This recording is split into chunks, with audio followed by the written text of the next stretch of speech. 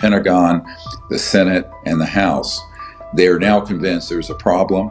They're convinced there's a treasonous illegal operation ongoing, and that there are very significant projects that have embezzled vast sums of money, that have not only the technologies, but are doing all manner of criminal activities in the wake of it. This being said, the majority of people working in those projects have no idea that they're involved in a criminal enterprise.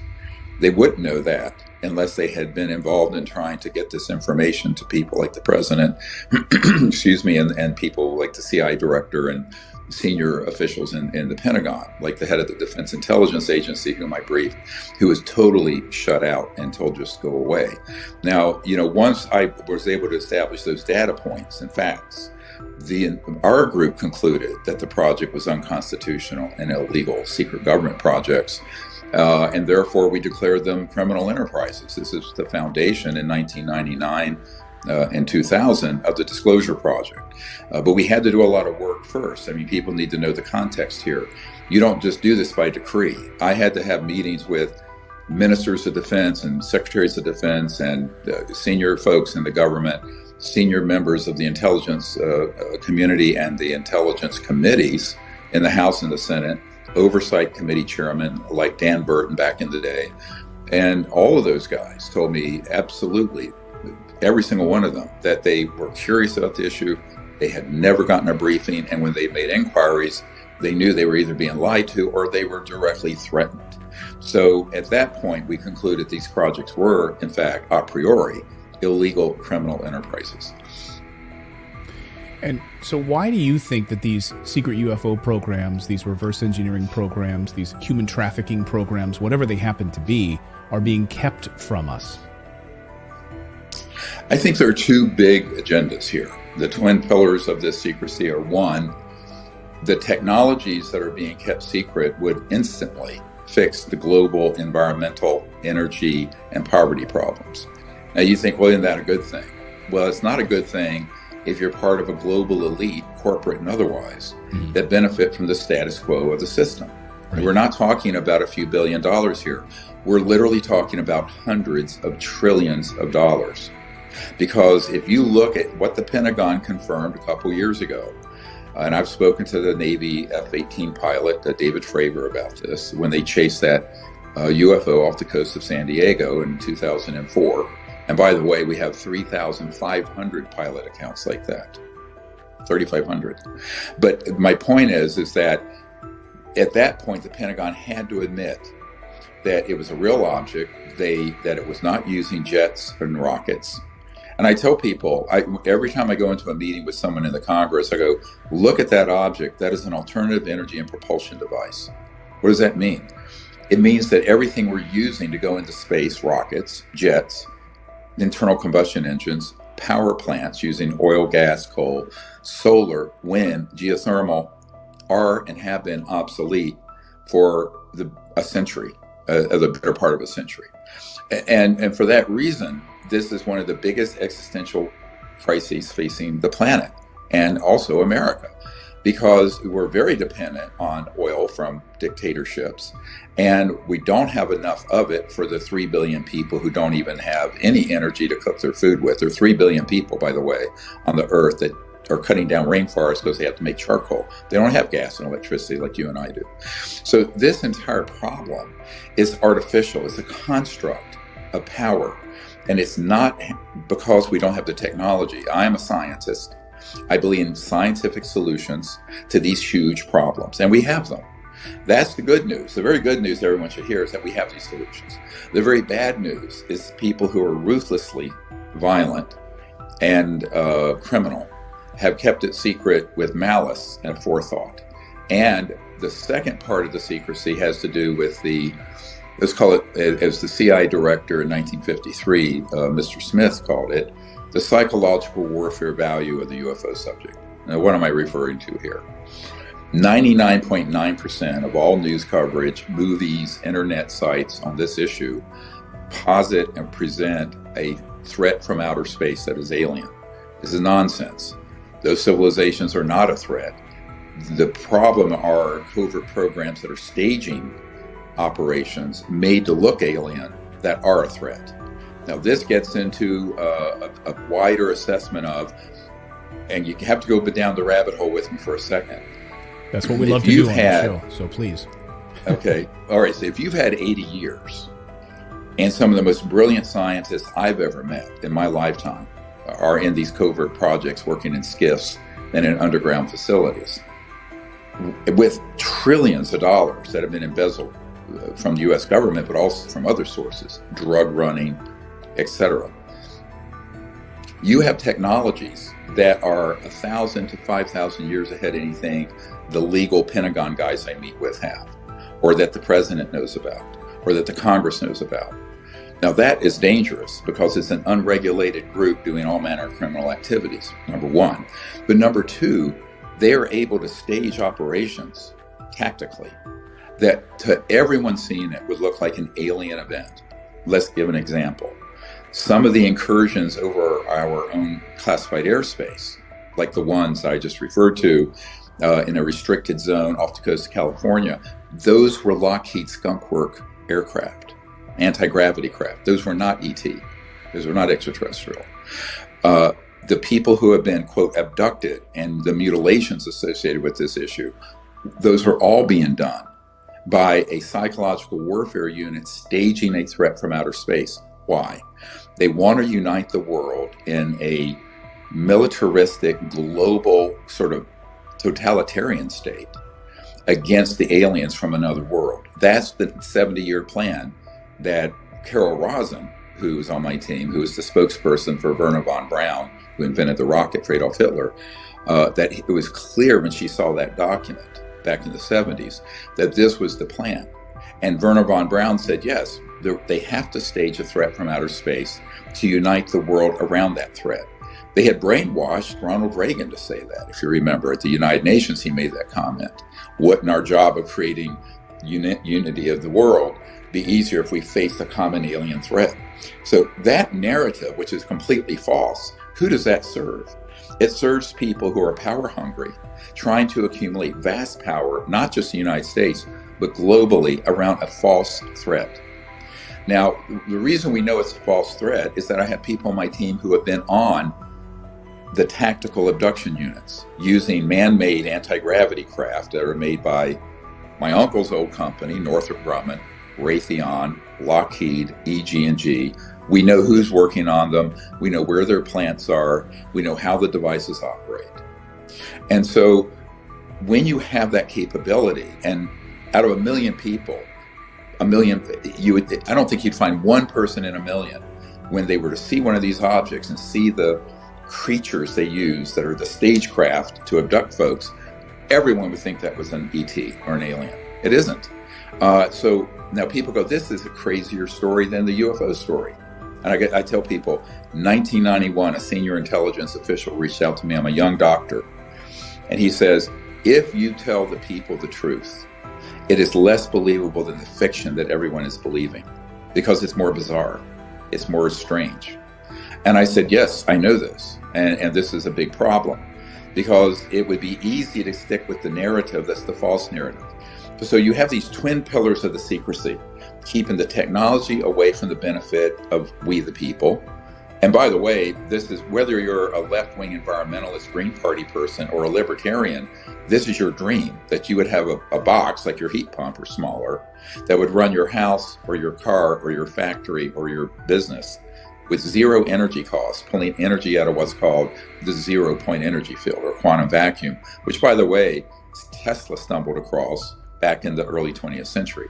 So I think this is one of the big problems here, is that you have to connect the dots. What I'm trying to do very quickly here at the beginning of what would be the compelling reason for such extreme secrecy that between 1956 and 1960, Dwight Eisenhower lost control, oversight of these projects, is because in 1954, they broke the code of what's called gravity control, anti-gravity. They had these free energy technologies figured out. The industrial fascist folks decided globally, we don't want this out. And they have more power than the US government, frankly, much more, and more money in the aggregate. And they also figured that going down the road, if we're going to actually be able to build the military-industrial complex in its excess form, not legitimate military, those guys are our friends, then the way to do that is to have a bigger threat than the Soviet Union or terrorists or what have you. My big concern, as this disclosure effort picks up steam and is being made official through inquiries and hearings and what's going on in Washington right now, they are going to get hijacked by this false narrative. And in 1999, I wrote a paper, you can see it on our website, called When Disclosure Serves Secrecy. So the disclosure that they want to do is a false one that would unite the world in a sort of militaristic junta or dictatorship. Right. And that's what we have to avoid. But this is a very delicate issue because anyone who's gone to see the movie Alien or Independence Day, or Googled this issue on the internet, or gone to a UFO conference, or read a book about this, 90% of the information in there, unwittingly in most cases, is staged false events portraying extraterrestrial activity when it isn't. It's portraying the activities of this criminal organization that have the means to deceive very easily. Now, at the Pentagon, we call this a deceptive indication and warning, but the pop culture would call it a false flag.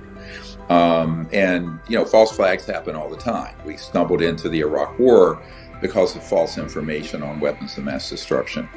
We had the Vietnam War greatly expanded because we staged and exaggerated an attack on our vessels, Navy vessels. My dad was Navy, in the Gulf of Tonkin. So this kind of manipulation has happened historically. The big one is coming. The big manipulation. And this is what we have to be very careful of.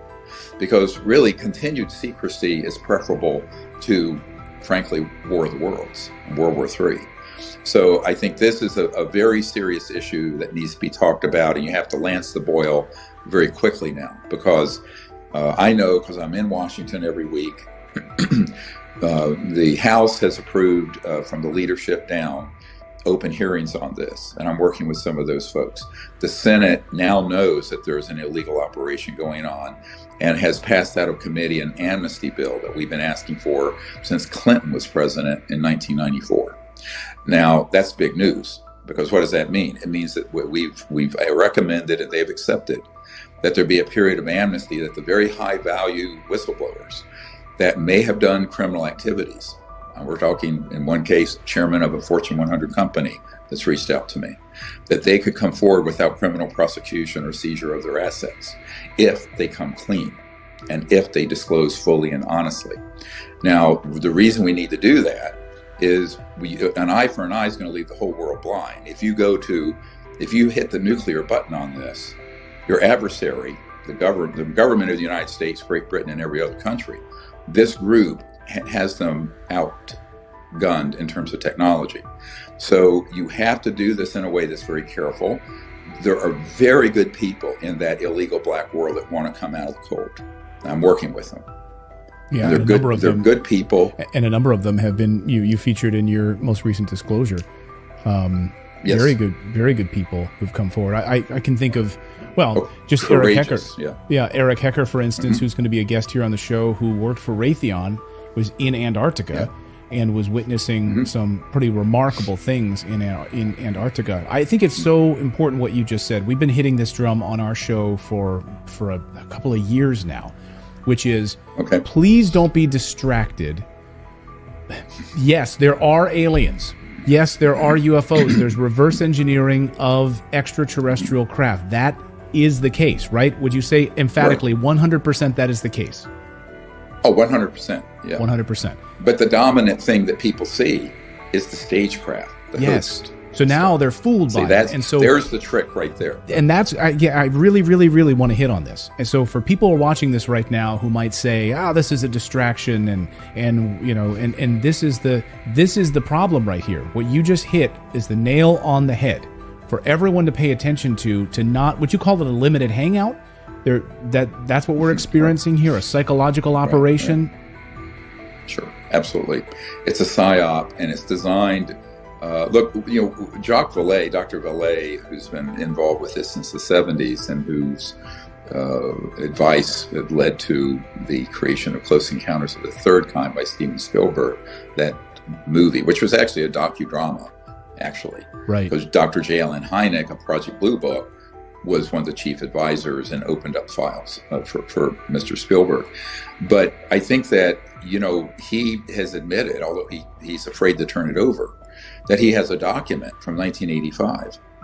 And we can prove this. It's in a log entry in his book from 1992, that he is in possession of a top secret document from the CIA describing the abduction of peasants, as they were called, in Brazil and Argentina by the CIA using man-made UFOs and fake alien-looking things for its, and I'm quoting, its psychological warfare value.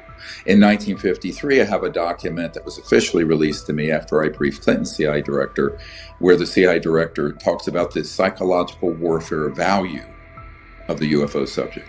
People are going to have to begin to learn the nuance of this. We're way past the point where it's like UFOs are real and there are extraterrestrials out in the universe. Now we have to deal with, that's been known for a century, or the better part of a century. This is why the film we just released last week, The Lost Century and How to Reclaim It, is so important right now. And you can see it on Amazon and Apple and iTunes and wherever, because that describes what it is that these guys have been keeping secret for 100 years, but also a very beautiful vision, if we get it right, we don't do this wrongly, what the world is going to look like in 20 years, 50 years, 100 years, 1,000 years.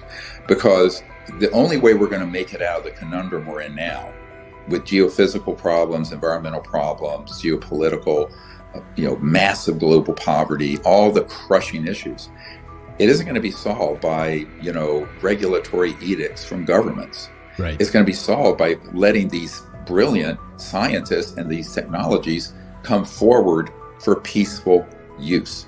That will transform the planet in a way that is bigger. If you were to add everything that's happened since the Industrial Revolution began 200 years ago to now, the release of this area of science and technology would be greater than all of it in the aggregate.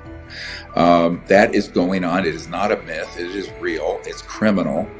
And it's very scary, because when you have an organization that can use under classified cover, top secret, compartmentalized, with those kind of aircraft and this kind of intentionality and motive, unchecked, as Senator Inouye said, unchecked by the government, unchecked by the president, unchecked by the Congress, unchecked by the bosses at the Pentagon, you're in a very, very dangerous situation, because you're not dealing with jet aircraft and Sikorsky helicopters. You're dealing with, or Chinooks or whatever, Blackhawks. You're dealing with very advanced technologies, they call them ATs, that have been reverse engineered and studied since the 40s. And they're in multiple generations of refinement from the 40s to the 50s on those technologies. But you're also dealing with weapon systems that are electromagnetic pulse and so-called scalar weapon systems that are way outgun anything a B-2 stealth has, or a kinetic missile, or a laser. And you're also then dealing with, let's call it, deceptive indications and warnings, stagecraft, to stage events where it looks like the conventional U.S. would encounter an alien force, when in reality it's this covert human group, because they have that level of technology to simulate alien. Are we working with aliens? All of this gets, this is complicated stuff.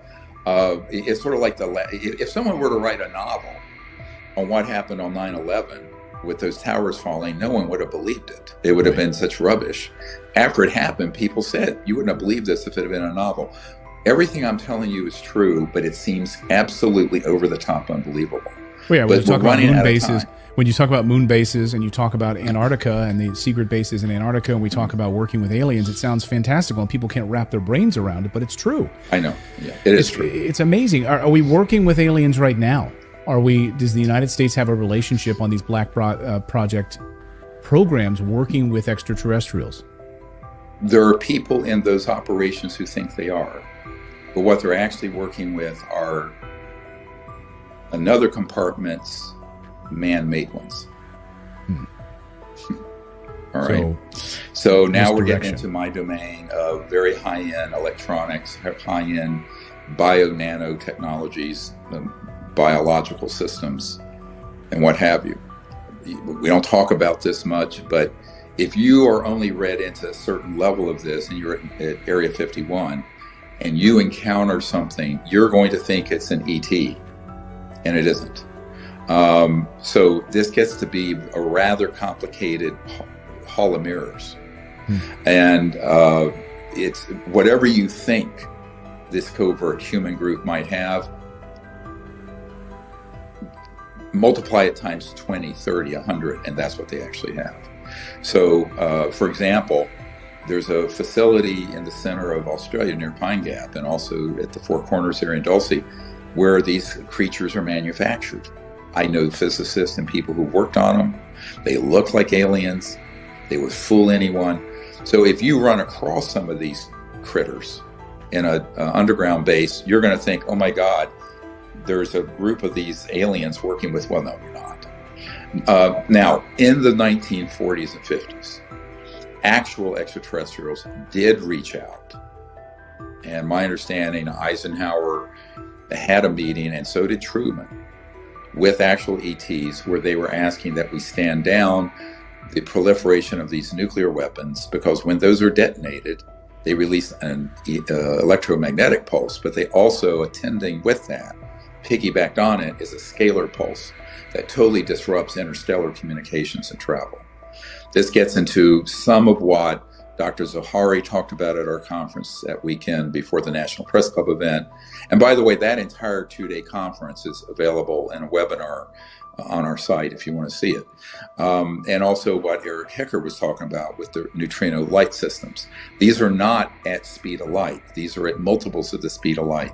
So the ETs did appeal for us to stand those down, and we're offering to help.